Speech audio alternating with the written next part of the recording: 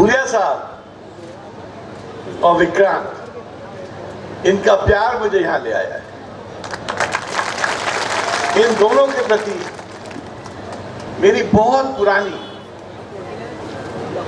एक अच्छा लगाव है, हमारे परिवार से लगाव है।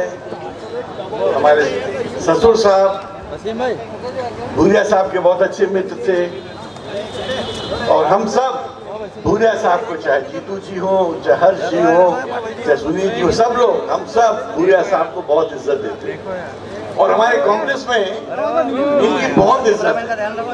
बहुत बड़े आदिवासी लीडर देश के। मुझे तो खराब लगा आज जब भूरिया साहब ने बोला कि मेरा आखिरी इलेक्शन है। अरे भूरिया साहब, आप जैसे लोग अगर चले जाएंगे तो हम लोग का क्या होगा? कौन बचाएगा हम लोग को? जहां तक देश का सवाल है, मैं आपको बताना चाहता हूं, कम से कम 30-40 साल से मैं अदालतों में काम कर रहा हूं और शीर्ष स्थान पे काम कर रहा हूं। आदिवासियों की अगर लड़ाई किसी ने लड़ी है तो कांग्रेस पार्टी ने लड़ी है। मैं खुद उसमें वकील रहता था, इसलिए मैं आपको बता रहा हूं। जब आदिवासियों का विषय कोर्ट में पहुंचा है, कांग्रेस ने उसको प्राथमिकता से लड़ाई लड़ी है। जब बाबा साहब अम्बेडकर ने ये संविधान बनाया, उन्होंने आरक्षण को प्राथमिकता दी।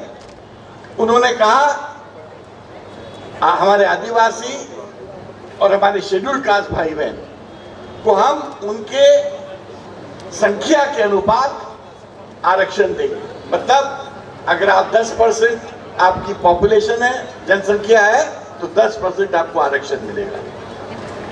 ये जो अंबेडकर साहब ने जब ये बनाया था, और अंबेडकर साहब एक बहुत ही बड़े व्यक्ति थे, व्यक्तित्व के बड़े व्यक्ति थे। पूरा देश, विश्व उनको मानता था।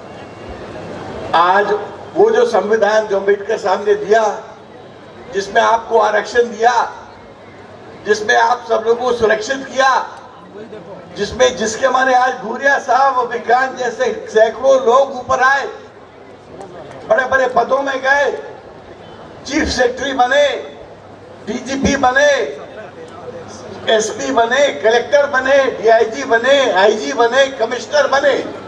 वो सब लोग वंचित हो जाते हैं अगर अंबेडकर साहब ने वो आरक्षण आपको नहीं दिया होता।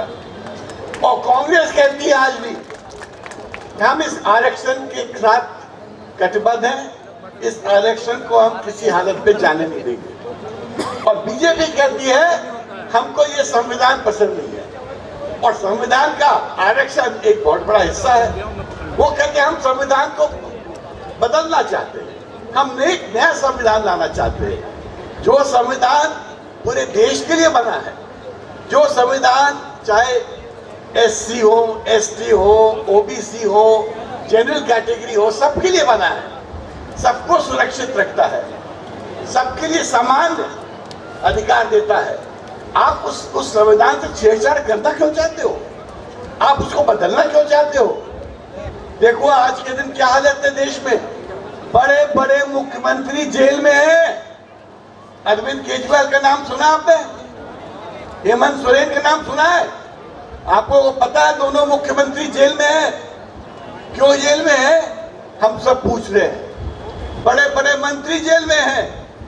पूरे विपक्ष को डराया जाता है, धमकाया जाता है और कहा जाता है अगर तुमको बच के रहना है पुलिस से, सीबीआई से, इनकम टैक्स से, आईटी से, पीएमएल अपना ईडी से, तो आप या तो हमारी पार्टी में आ जाओ, और नहीं आओगे तो तुम्हारे ऊपर हम जांच एजेंसी की तुम्हारे पीछे छोड़ देंगे। ये आज हालत बना दी है देश की कि लोग डरे हुए हैं। ये चुनाव बड़े असाधारण वातावरण में हो रहा है, और जैसे मेरे पहले कुछ वक्ताओं ने बोला, हो सकता है ये इस प्रजातंत्र का आखिरी चुनाव हो। या तो देश की जागरूक मतदाता एक निर्णायक निर्णय देके इस विपक्ष को बड़ी बहुमत से जिताए, और एक नई व्यवस्था फिर वापस लाए, जो संवैधानिक व्यवस्था है, जो प्रजातंत्र की व्यवस्था है। नहीं तो मुझे नहीं मालूम 5 साल बाद जो चुनाव होगा वो किस स्थिति में होगा, चाहे विपक्ष होगा कि नहीं होगा। और जैसे रशिया में, जो रशिया के जो राष्ट्रपति हैं, आपको मालूम है कितने वोट से जीतते हैं? 97%, मतलब 3 कम 100। अगर 100 लोग वोट देते हैं रशिया में, तो 3 कम 100 लोग उनको वोट देते हैं। ऐसा होता है कहीं? या हो सकता है कहीं? क्या आप चाहते हो कि वैसी व्यवस्था भी इस देश में हो जाए कि सब लोग मोदी जी को ही वोट दे दें? तो आप समझ लिए, ये आपके समझने की बात है। हम क्योंकि वकील हैं, हम बड़े सामने से चीजों को देख रहे हैं। हमको पता है कितने सालों से बैकलॉग आप लोगों की जो नौकरियां जो सरकार में होनी है वो भरी नहीं गई हैं, उसमें कोर्टों के स्टे भी पड़े हुए हैं। बीजेपी को कोई रुचि नहीं है इसमें। बीजेपी को कोई रुचि नहीं है कि SC ST की जो नौकरियां हम कैसे दे या ना दे। उनको रुचि ये है कि उनके कार्यकर्ताओं को नौकरी मिली कि नहीं मिली, उनके कार्यकर्ताओं को पैसा मिला कि नहीं मिला। और मैं बहुत अच्छा लगा मुझे यहाँ आके, हम अपने लोगों के बीच में हैं, हम अपने परिवार के बीच में हैं। और मैं जानता हूँ कि आप भूरिया साहब को प्रचंड बहुमत से जिताने वाले हो। और मैं चाहता हूँ एक दफे हम कांग्रेस पार्टी का नारा लगाएं और एक दफे हम भूरिया जी के लिए एक नारा लगाएं। भूरिया जी, कांग्रेस पार्टी